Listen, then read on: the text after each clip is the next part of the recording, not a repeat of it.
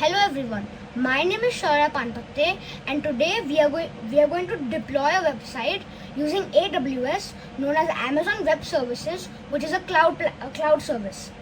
But the twist is I will not be writing a single line of code myself. How do I do this? Here in VS Code I will be using GitHub Copilot, which is an AI tool made for developers that helps them write code faster. So as you can see, I already have VS Code open and a folder open. So we are going to create a new file. I'm going to name it index.html. And since I've already installed the extension, there is this new tab prior to these five, which is called chat. Here we can ask GitHub Copilot anything we want. For the purpose of this video, I'm going to ask it to make a website that tells me if the year that I enter is a leap year or not. I'm going to ask it now. Can you make a website that tells me if the year I enter is a leap year or not? So as you can see, I have given it a prompt and based on it, it is generating code for me to copy. This is much better than writing all the code ourselves because it is writing it at a much faster pace. As you can see, it is already done. So we can click this button to copy it and we can paste it here.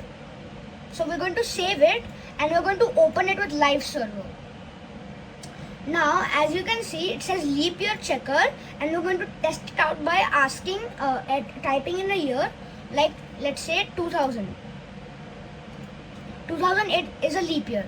But if we try another year like 2100 is not a leap year. But the thing is, this is on a local machine, which is why the IP is 127.0.0.1. Which means that if you type this IP in any other device, this website will not pop up. For this, we will use AWS to deploy our website. So first, we're going to log into AWS, and in the console home, we're going to search for EC2.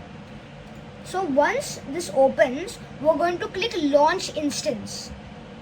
So now we can give any name for this instance. I'm going to name it web app, and below we have to create a new key pair so we can connect to the instance later. I'm going to name it my key pair. So we're going to create the key pair and we're going to download it. So now after it is done downloading, we're going to click Launch Instance.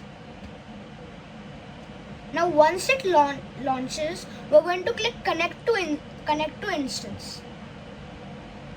So now we're going to click Connect and a console will open up. Sometimes it shows an error because we immediately went from starting the instance to connecting to the console. So it does not open sometimes because this instance has not started yet. As you can see, we're in the console now. And to get access to the root user, we're going to type in the command sudo su space hyphen. So now as you can see, we have access to the root user. Now we're going to install HTTPD. We're going to update our console using yum update -y.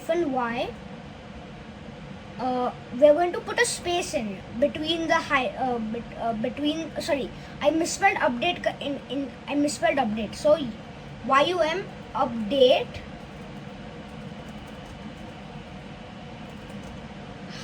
space -y. So now, since I've already installed this before, it says dependencies are resolved, nothing to do, complete. Now we're going to install HTTPD, which is basically the web server. So we're going to use the command yum install HTTPD -y HTTPD. So as you can see, it is installing right now, and once it is complete, like right now, we're going to make a directory. So we're going to use the command mkdir temp, and since we made it, we're going to go inside the directory temp. We're going to use the command cd temp /. So now here we're going to put our zip file in using the link address. So for this, first we'll have to copy this code, and in the GitHub section we're going to create a new gist, and for this we're going to name it index.html, and we're going to put in this code here. So now the gist is created, and instead of downloading the zip, we're going to right click on it and we're going to click copy link address. So now when we want to install this into the console, we're going to use the command wget, and we're going to paste the link address in. So now if we use the command ls-lrt, we can see all the contents of the temp file.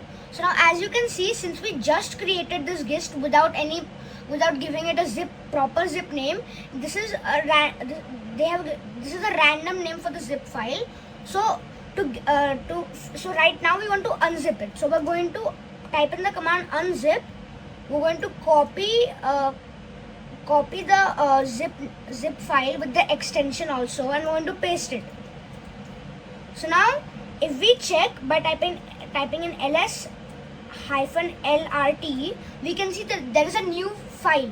So what we want to do is we want to get inside the file and move its contents to /var/www/html. So we're going to type in the command cd space, and we're going to copy the file name, and we're going to paste it. So now we are in the file, and if we type in ls-lrt, there is this file index.html which we just created. So now we want to move its contents to /var/www/html. So we're going to use the command mv star, which basically stands for move to /var/www/html/. So now we want to go to the file ourselves to check if the index.html has been put in the /var/www/html. So we're going to type in cd /var/www/html/. And if we type in ls-lrt, we can see that index.html has been put. Now before we start our instance, we have to go back into the instance area, click on our instance ID, and below we have to click on security and open security groups. Here we have to edit the inbound rules so that we can access it using HTTP and HTTPS, because right now only SSH is there. We're going to type in HTTP, and we're going to select this. So anywhere IPv4, the source is anywhere IPv4.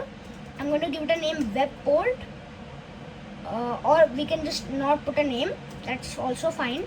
We're going to type in HTTPS and the same thing, and we're going to save the rules.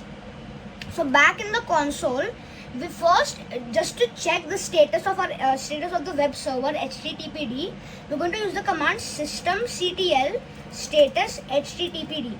So for right now it says active, the state is inactive or dead. So we want to enable it and start it. So we're going to use the commands systemctl enable HTTPD and systemctl start HTTPD. Now if we use the same command systemctl status HTTPD, it says active running since Monday 2024 6:03, which is right now, which is 4 seconds ago. So if we go back here and we go into the in the instances section, and we go into web app, and we copy this public IPv4 address and we paste it in the browser, it will first say that the page is not available like right now, but then it loads. So as you can see, this one that we've opened using live server is on a local machine, but this is public, so anyone who puts this in will find the same one. Let's just check if it works. Year 2000, yes, 2000 is a leap year, and if we type in 2100, it is not a leap year. So this is how you deploy a website using AWS without writing a single line of code. I will be putting in the IP so even you can check if it works. Thank you.